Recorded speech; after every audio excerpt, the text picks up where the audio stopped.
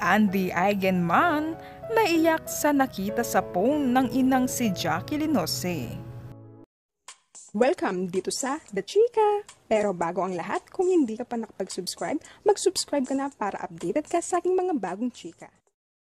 Emosyonal na ibinahagi sa publiko ni Andy Eigenman na ang pagbabakasyon ng kanyang pamilya sa La Union ang huling video na pinanood sa YouTube ng ina niyang si Jacqueline Jose bago ito sumakabilang buhay.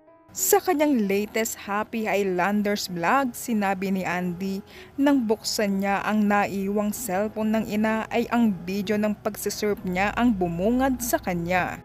Ayon pa kay Andy, sinimulan niya ang pagbablog ng kanyang buhay sa Siargao para sa ina.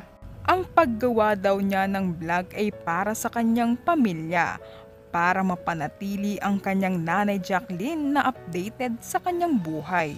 At sinabi din ni Andy na tagahanga raw siya ng kanyang ina sa lahat ng kanyang ginagawa.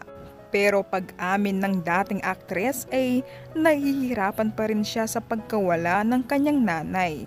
Pero sa kabila nito, sinabi ni Andy na magpo-focus siya ng husto sa kanyang asawang si Pilmar Alipayo at sa kanyang mga anak na sina Ellie, Lilo at Kowa.